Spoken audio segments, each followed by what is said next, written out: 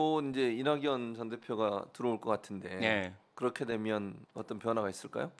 저는 뭐 큰 역할을 못 할 것 같아요. 이낙연 전 왜냐하면 대표는? 저는 이제 이낙연 측근들이나 이런 분들한테도 미국에 계실 때 그런 얘기는 했거든요. 예.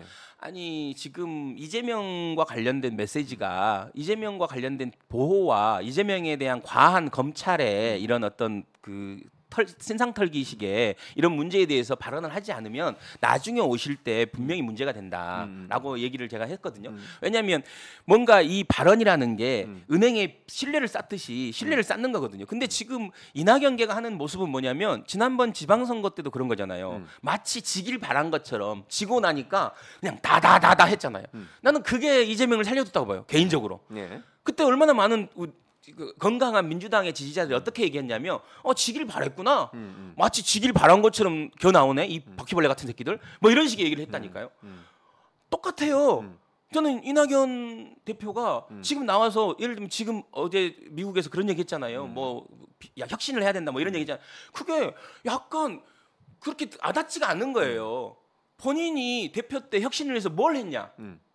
예를 들면.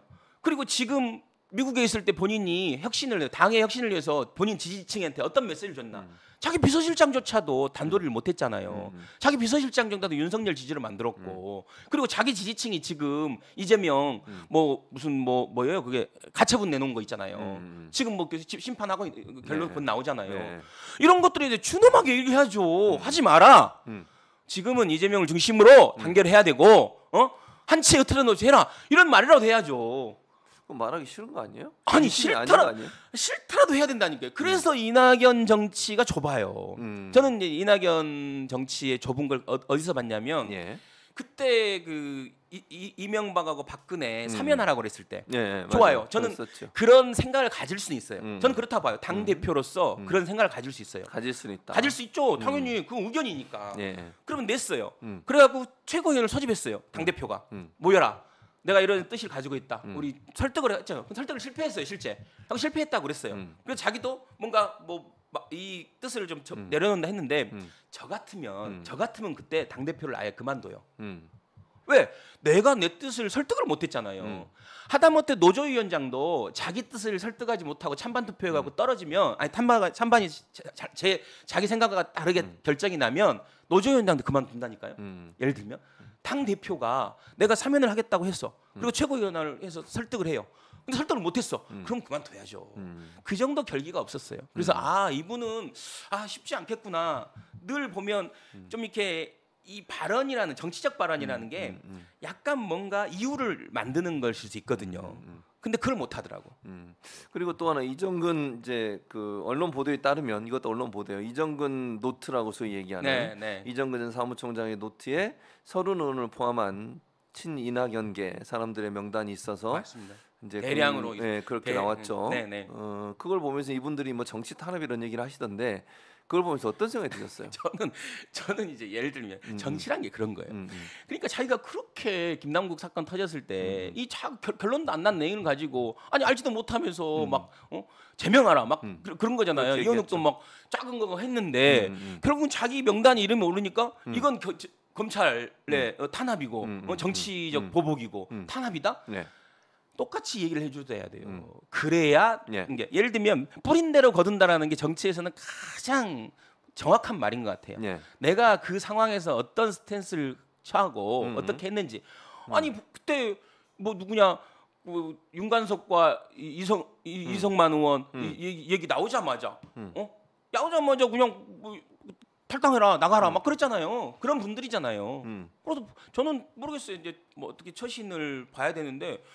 아니 진짜 그동안 그분들이 했던 처신만 보면 거기 적힌 것만으로도 혐의와 관련된 이야기 되는 것만으로도 뭐 탈당해서 본인이 해명하고 무죄 받고 나와야죠 사실. 그때 송영길 때 얼마나 그랬어요. 그러니까. 송영길 때 본인 당 대표 때 그 부동산 가지고 당신이 했던 말 책임져라 나가서 무죄 받고 들어와라라고 당에 누 끼치지 말고 이런 거하고 똑같은 거 아니에요? 그러니까. 예를 들면? 그러니까 너무 이분들도 본인들이 뭐 예를 들면 김남국 건도 그렇고 여러 가지 뭐 이정근 처음에 얘기 나왔을 때 왜 이재명 대표한테 왜 이렇게 미온적으로 하냐 왜 처리를 빨리 안 하냐 이런 식으로 공격을 했잖아요. 근데 정작 본인들의 이름이 이제 언론에 오르내리니까 정치 탄압이다. 우리 여기 댓글은 잘 안 읽어주세요? 아 왜요? 댓글에 뭐 올라왔어요? 아니 좀 이런 분들 좀 반겨주고 점심 시간에 점심 시간에 이거 아무것도 아닌 거 보시잖아요. 아무것도 아닌 거? 진짜 어처구니가 없네. 아무것도 아니라니. 최근성님, 아니 SJ님, 최용대님, 아니 진짜 이 황금 같은 점심 시간에 두 남자. 근데 아무것도 아니라니. 채보라를 뭘로 보고 지금 밥도 배부른 것도 아니고 배부르지도 않잖아. 이거 본다 그래서. 근데 진짜 대단하신 것 같아.